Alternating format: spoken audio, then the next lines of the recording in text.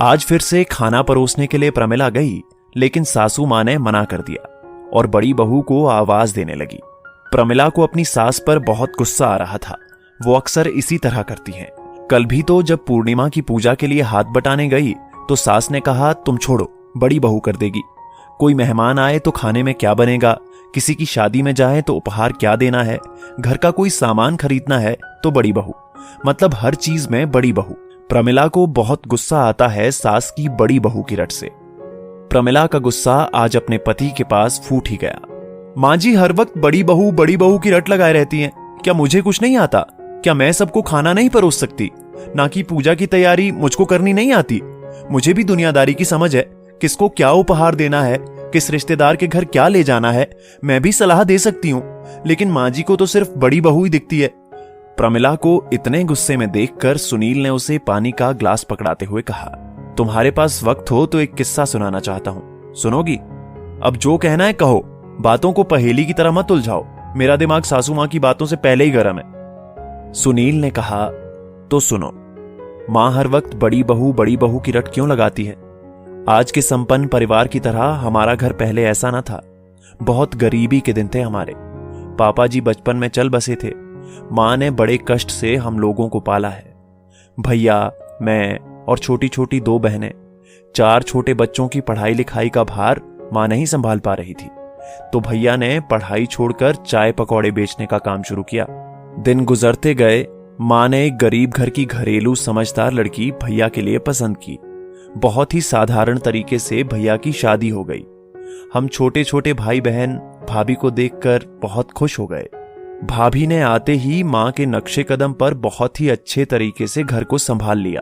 गरीबी में भी वो भरपेट खाना अपनी सूझबूझ से खिला देती थी।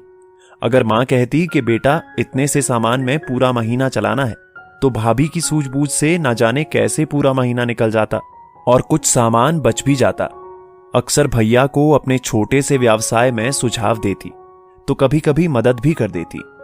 भैया की वो बहुत अच्छी जीवन संगिनी, मां के घर की लक्ष्मी और हम लोगों की भाभी मां थी, जो हमारी छोटी छोटी आवश्यकताओं को घर के खर्च से न जाने कैसे पूरा करती थी।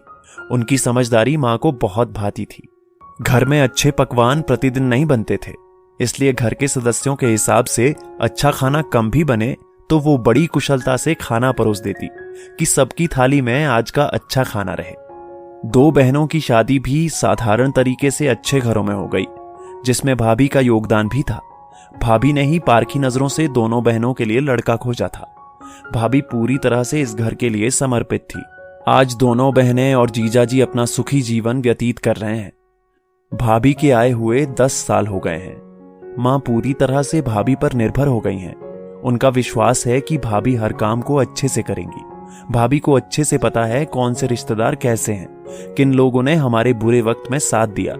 इसलिए मां रिश्तेदारों को उपहार देने की बात भाभी से पूछती है। मेरी मां बुरी नहीं है। मुझे विश्वास है जब उन्होंने भाभी को इतने मन से अपनाया तो तुम्हें भी अपना लेंगी। प्रमिला सुनील की बातों को बड़े ही मन से सुन रही थी। लग रहा था कि सारी घटनाएं उसकी आंखों के सामने घट रही हैं। सुनील की बातों को सुनकर प्रमिला को लगा कि वो मां जी पर गुस्सा करके पाप कर रही थी। वास्तविकता से परिचय होने के बाद प्रमिला का गुस्सा गायब हो चुका था। तभी बड़ी भाभी प्रमिला को पुकारते हुए कमरे में आ पहुंची। चलो, खाना नहीं खाओगी? आज तुम्हारी पसंद की खीर बनाई है मैंने सबको परोस दिया है और तुम्हारे लिए बड़ी कटोरी में खीर रखी है। प्रमिला ने उठकर बड़ी भाभी को गले लगाकर कहा, भाभी, मुझे भी तुम्हारे जैसे गृहस्थी चलाने के तरीके बतला दो, जिससे मां जी बड़ी के साथ साथ छोटी छोटी भी करे। प्रमिला की बात सुनकर सुनील और भाभी दोनों हंसने लगे। भाभी ने प्रमिला की तरफ रुक करके कहा, छोटी, किसी को कुछ भी सीखना नहीं पड़ता। समय और परिस्थिति हर गृहिणी को अपने तरीके से गृहस्थी चलानी सिखा देती है। कुछ समय अपने गृहस्थ जीवन को दो, देखना धीरे धीरे प्यार और अपनेपन से तुम भी सबकी चहेती हो जाओगी। प्रमिला बड़ी भाभी की बातें सुनकर खुश हो गई और उसका गुस्सा हमेशा के लिए गायब हो गया। फिर से सासू मां की आवाज आई, बड़ी बहू, छोटी को बुलाकर तुम दोनों खाना खा लो। मां जी की आवाज सुनकर भाभी और प्रमिला किचन की तरफ खुशी खुशी चल दी। सुनील भी अपने कामों में व्यस्त हो गया और मन ही मन घर की खुशहाली के लिए ईश्वर को धन्यवाद किया।